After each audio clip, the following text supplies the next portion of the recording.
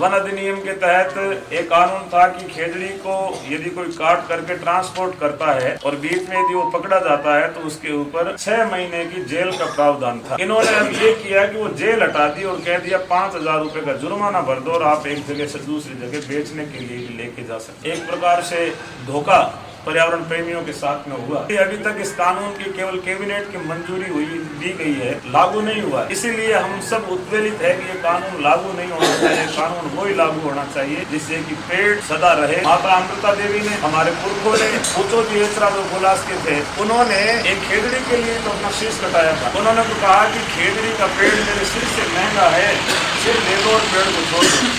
और अब कह रहे हैं कि 1,000 रुपए दे दो और पेड़ भले ही काट। केवल बिश्नोई समाज एकमात्र ऐसा समाज है जो पेड़ पौधों के लिए धरना देने के लिए इकट्ठा होता है।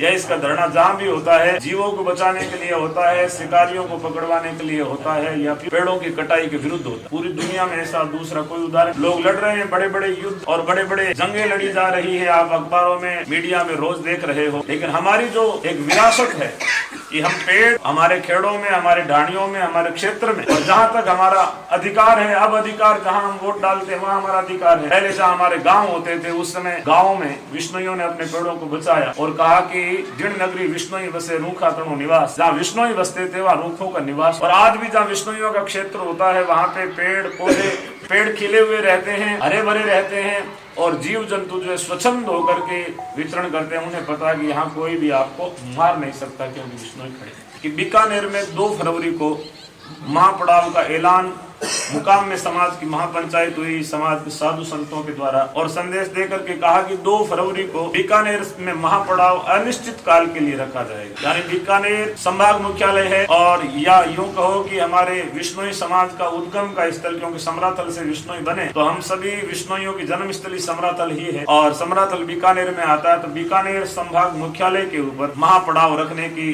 सभी ने सलाह दी, मशविरा दी और वहाँ तय किया कि 2 फरवरी बीकानेर में महापड़ाव रखा जाएगा। वहाँ पे आप लोगों की संख्या कितनी होगी ये तय करेगा कि खेजड़ी का पेड़ कैसे बचेगा, कैसे उसके लिए कानून बनेगा।